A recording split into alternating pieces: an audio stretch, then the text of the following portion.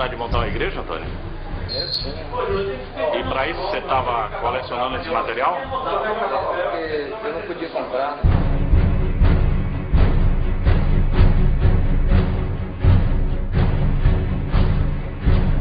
Olha, é como a palavra de Deus mesmo diz, né? A palavra de Deus diz que o pó a gente vai, quer dizer, do pó a gente veio e pro pó a gente vai voltar. Ele confessou, ele não nega em momento algum. Ele não admite que cometeu um crime. Ele admite que fez justiça. Porque ele disse que estava tirando o demônio que estava no casal lá de japonês.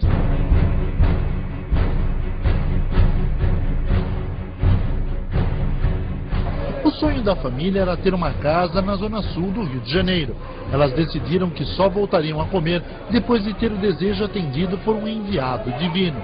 A missionária Cláudia parou de comer há um mês. O corpo dela foi encontrado em estado de decomposição.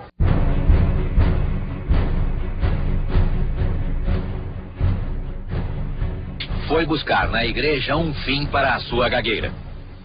Ele continua gago e, de quebra, foi apresentado ao reino dos infernos. Bem na cara, só na cara.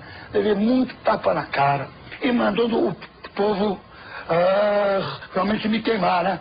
E, de fato, eu saí de lá todo queimado, mesmo, mas de porrada.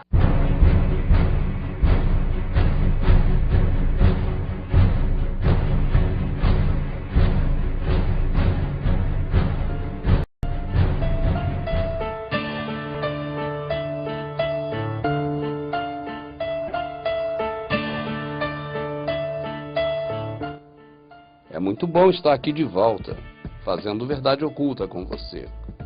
E hoje temos um assunto muito especial, um assunto muito importante. E assim eu gostaria que você prestasse a máxima atenção.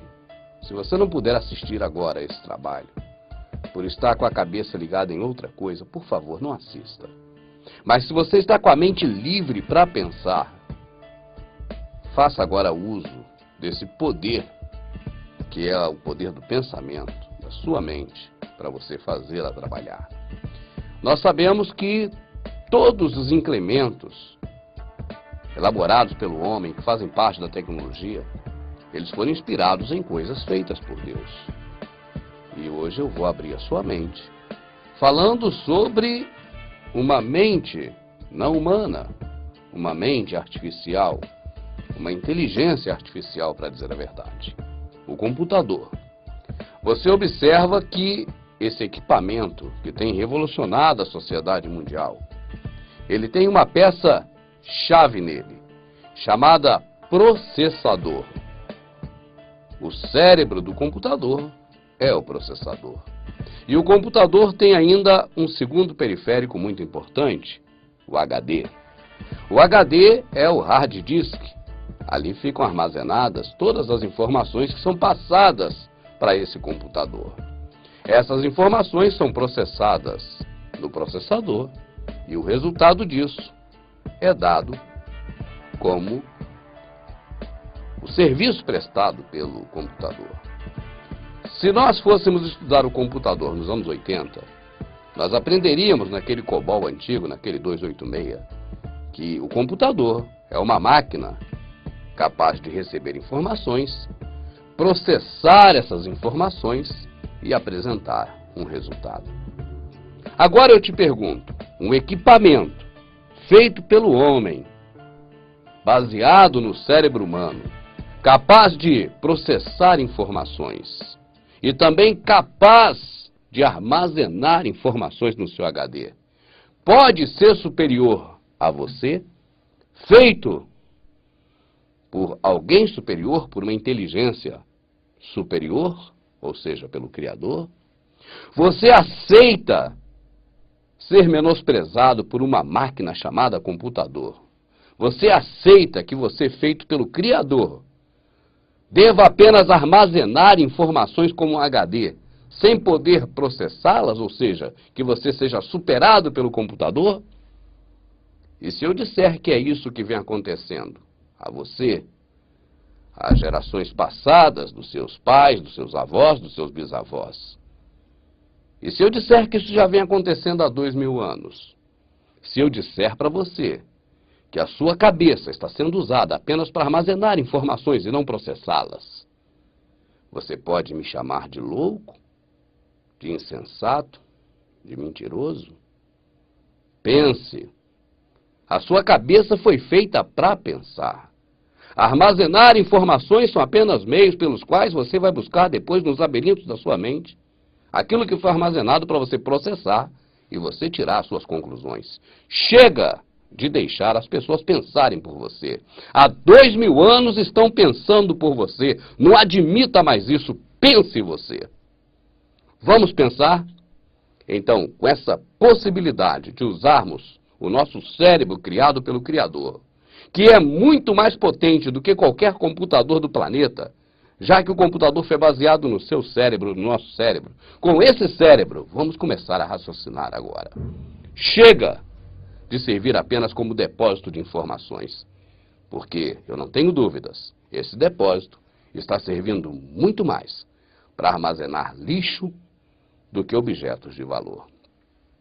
Então pensemos, existiu, ao longo de 2000 anos até hoje, alguém tão grande como o nosso Salvador, que aprendemos a chamar de Jesus? Existiu alguém maior do que ele, nesses 2 anos para cá? Pense se existiu.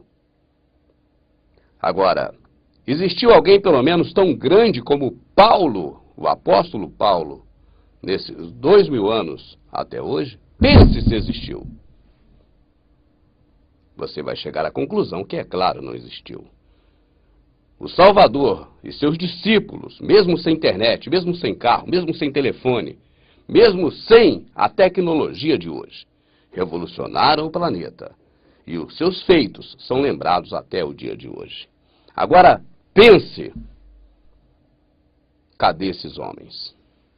Qual foi o final de Jesus Cristo, o maior homem que existiu?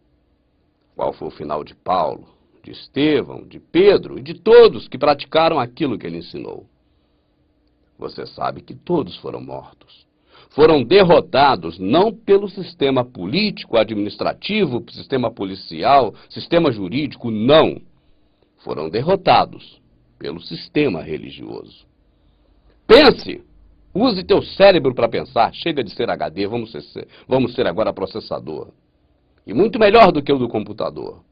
Pense, o sistema religioso matou o Salvador e matou seus seguidores naquela época.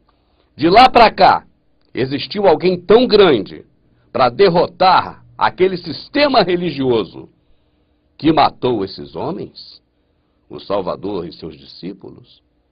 Pense! Você foi feito para pensar. Existiu alguém tão grande como Paulo, alguém maior do que Paulo, tão grande como o Salvador, nestes 2000 anos para cá, para derrotar o sistema religioso que matou aqueles homens? Se você chegar à conclusão de que não houve, você está pronto para continuar assistindo esse vídeo, porque aquele sistema religioso não foi derrotado.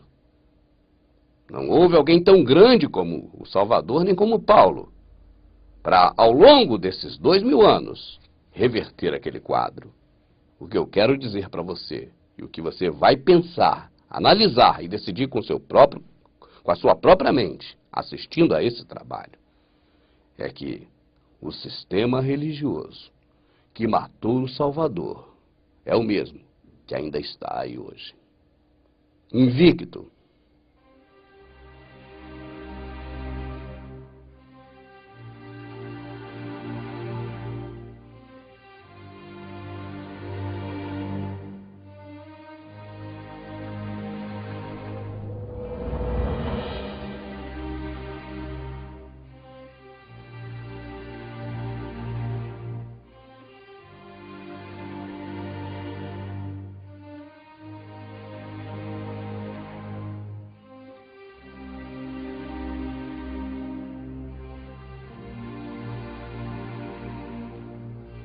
Vamos parar, de uma vez por todas, de permitir que nossa cabeça seja usada apenas como HD para armazenar informações. Informações preparadas, degustadas, mastigadas. Chega. Vamos passar a analisar tudo e reter o que é bom. Como disse a Escritura. Examinar, pensar, raciocinar. A denominação que você participa obedece à Escritura? Pense, se ela obedece, por que ela existe? Ela está respaldada em qual passagem da Escritura para ela existir? Pense, qual era a denominação de Paulo? Qual era a denominação de Jesus?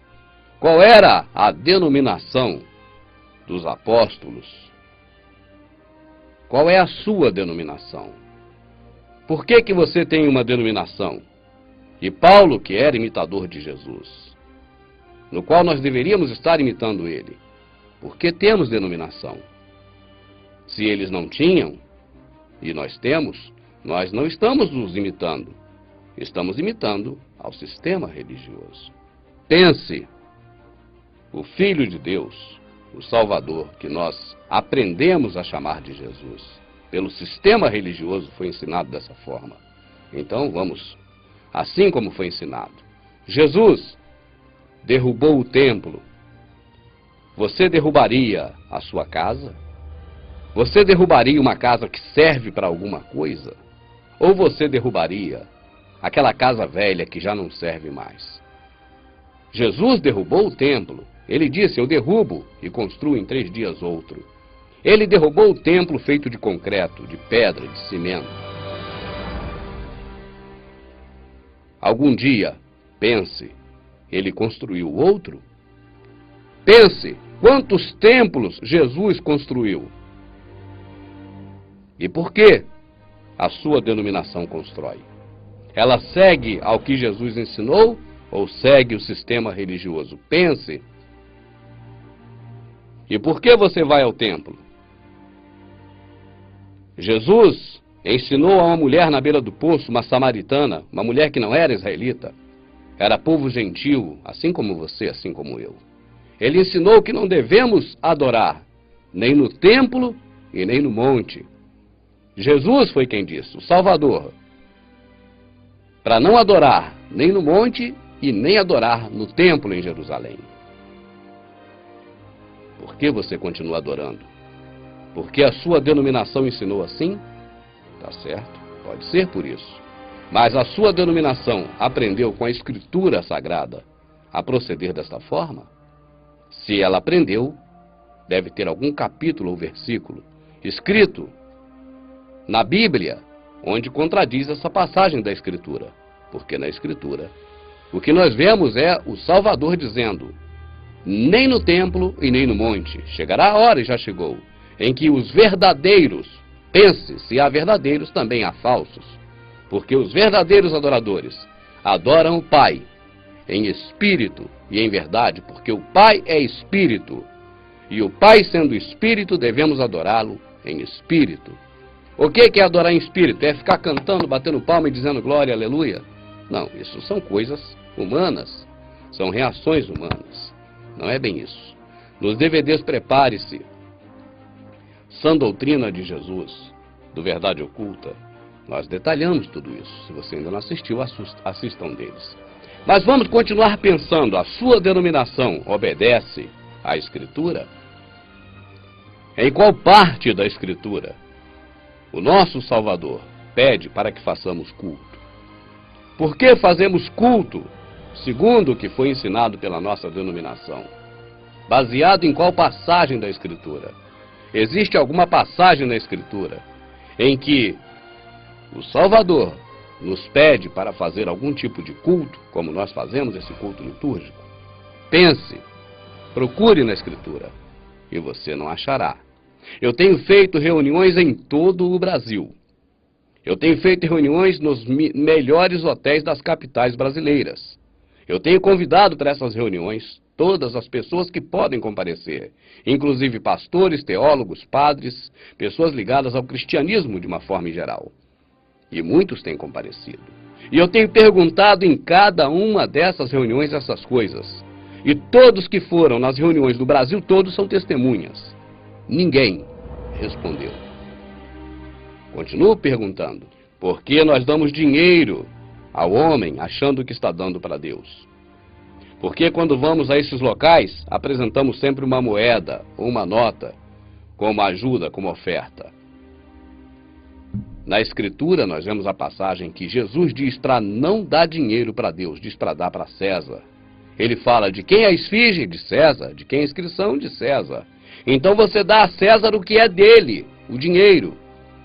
E a Deus você dá o que é de Deus. O homem fabrica o dinheiro? Fabrica.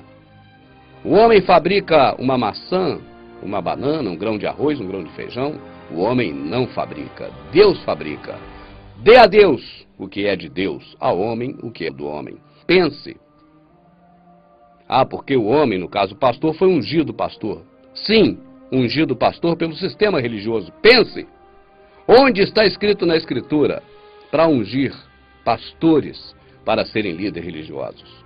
Onde está escrito na Escritura sobre a unção de pastores? Se você procurar, você encontrará a unção de reis, como Saul, como Davi.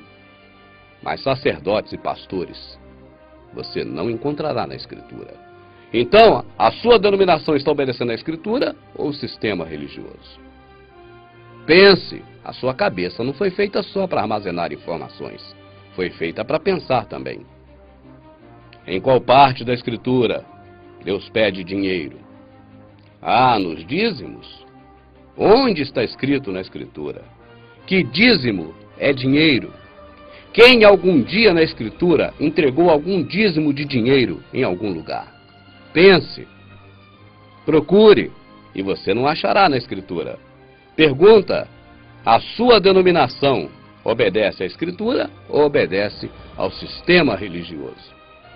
Em qual denominação? Na sua? Na do seu vizinho? Em qual denominação por aí se prega a lei de Deus, o amor ao próximo? O que Jesus Cristo mais fez no mundo foi pregar o amor ao próximo. Tiago diz que a religião que liga o homem a Deus é o amor ao próximo. A lei de Deus se resume em amar o próximo. E assim todos sabereis que sois meus discípulos. Se colocar a Bíblia debaixo do braço e caminhar para o templo? Não. Está escrito, e nisso todos conhecerão que sois meus discípulos, se vos amardes uns aos outros. Onde na Escritura respalda o ministério eclesiásticos de pastores, bispos e diáconos? Ou o ministério da igreja, como se fala por aí? Em qual passagem da Escritura está dizendo que deva existir um ministério, um corpo ministerial da igreja? Se disserem para você que é na passagem que diz que ele mesmo deu uns para apóstolos, outros para pastores, leia o texto todo e você verá que Paulo está falando outra coisa. No DVD, A Sã Doutrina de Jesus, nós explicamos detalhadamente todos esses assuntos. E para terminar, as perguntas são muitas. Levaria 5 horas aqui de perguntas, como ocorre nos nossos estudos da Sã Doutrina, onde nós passamos 5 horas perguntando e as pessoas colocam a cabeça para pensar. Mas para terminar por aqui, eu pergunto, por que a Bíblia é tão diferente da Escritura?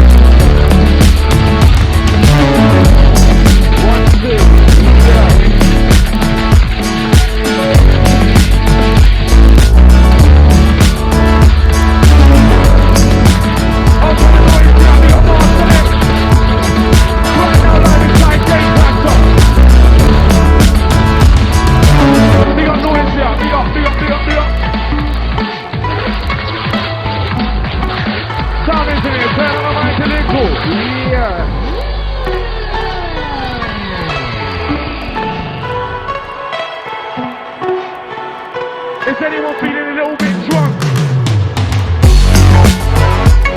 Is everybody having a good time? Does anyone like to?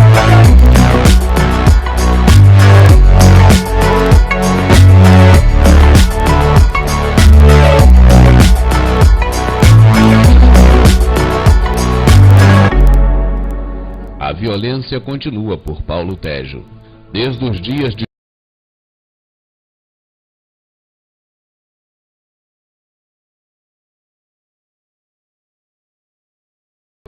Nesta passagem escrita no Evangelho segundo Mateus, o nosso Salvador, que aprendemos a chamar de Jesus, ele diz que o reino dos céus, desde os dias de João Batista, foi tomado à força, e homens violentos se apoderaram dele.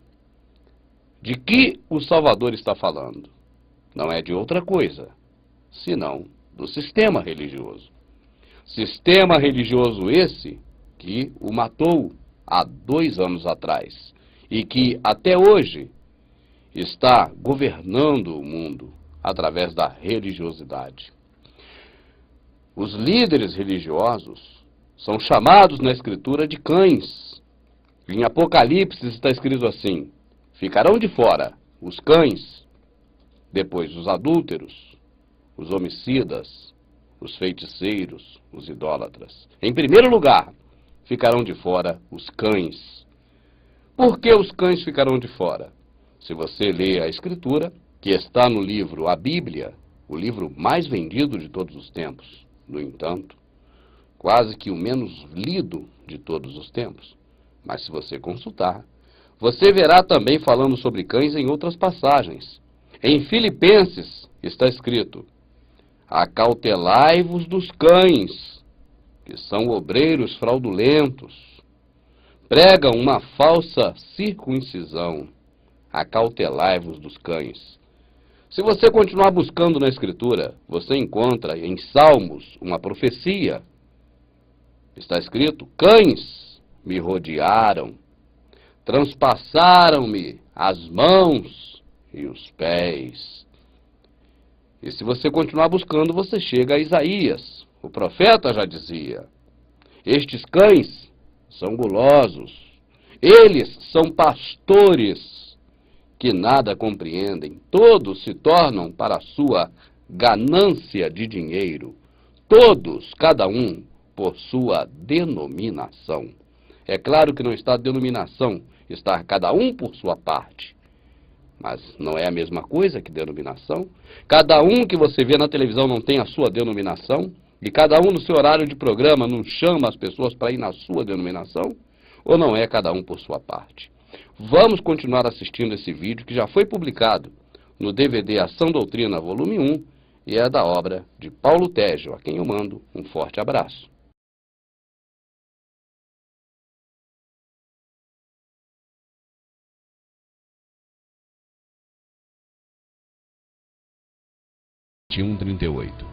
Essa parábola contada pelo Salvador, descrita no Evangelho segundo Mateus, diz que Deus criou o mundo e entregou para a humanidade. A humanidade se perverteu. Ele mandou um homem para poder resgatar essa humanidade. Pegaram esse homem e não deram crédito a ele. Ele mandou um segundo homem, da mesma forma também não foi dado crédito. E aí ele mandou o seu próprio filho. O filho foi tirado para fora do arraial e foi morto. E os homens que mataram o filho se apoderaram da herança. Quando o Salvador disse daquele homem que plantou uma vinha e que arrendou para uns lavradores infiéis, e que os lavradores agora tinham que prestar contas, e ele manda o empregado seu, ele está falando que tinha feito o homem, e colocou o homem na terra, arrendou a terra para o homem. O homem pecou, ele tentou um concerto com Noé. Ninguém deu crédito a Noé, a não ser seus filhos, suas noras, sua esposa. 8 pessoas se salvaram.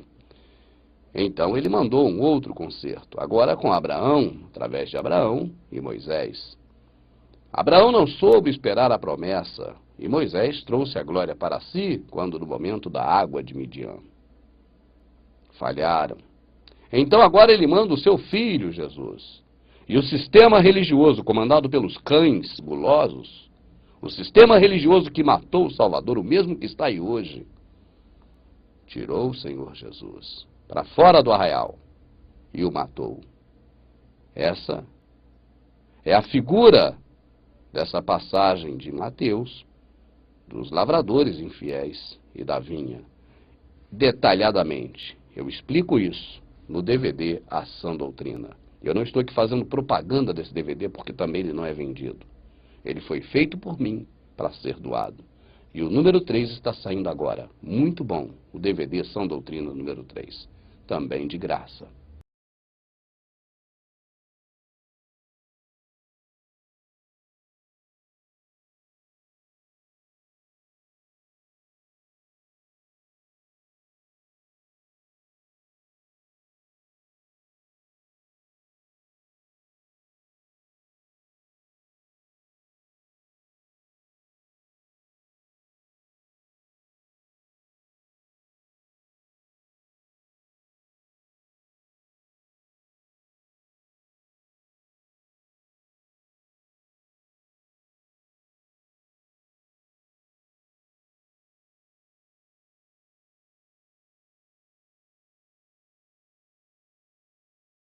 Judas vendeu o Messias por 30 moedas. Pense, para quem Judas vendeu o Messias? Foi para o governo romano da época, para César? Não.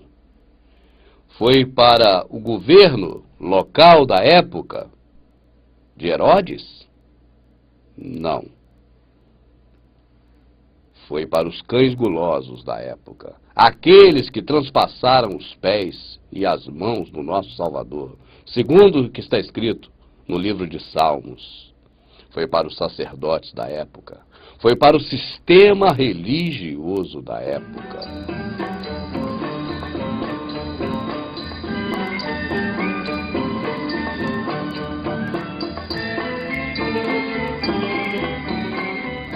Repare como o sistema religioso que você conhece como cristianismo gosta tanto de enaltecer a figura dos sacerdotes.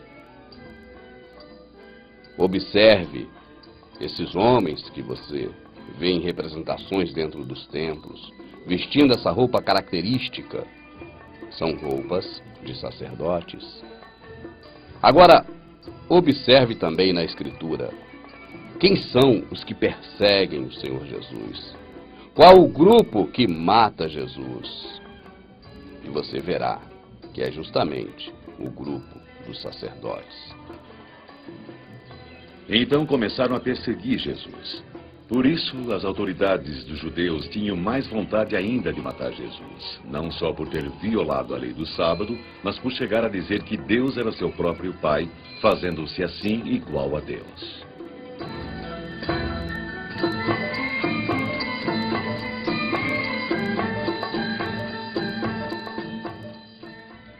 Inclusive nas representações hollywoodianas, ou seja, dos filmes de Hollywood, da vida de Cristo, você vê esses homens sempre contra Jesus.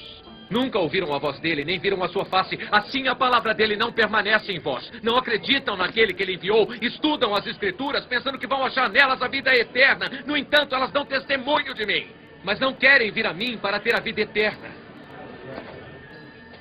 Eu não aceito elogio dos homens, pois eu já os conheço muito bem. E eu sei que o amor de Deus não está dentro de vós. Esses homens perseguindo Jesus, esses homens querendo pegar uma falha de Jesus, e esses homens crucificando e matando o Filho de Deus.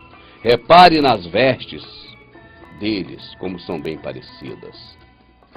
Pense, a sua cabeça foi feita para pensar.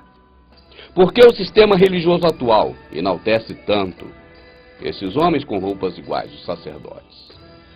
Porque representam a mesma categoria, representam o mesmo pessoal.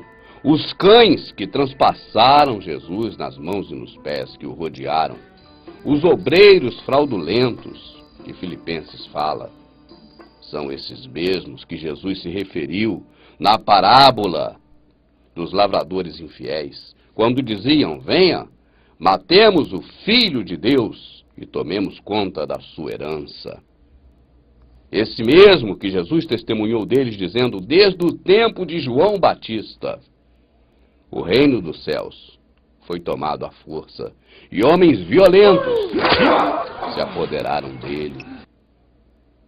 Quando Jesus falou sobre esse assunto, ele estava falando justamente destes que hoje detêm a chave do conhecimento, mas que não entram e também não deixam quem quer entrar, que atravessam rios e mares para fazer um prosélito, ou seja, um discípulo, e no final, esse discípulo se torna 2 vezes mais filhos do diabo.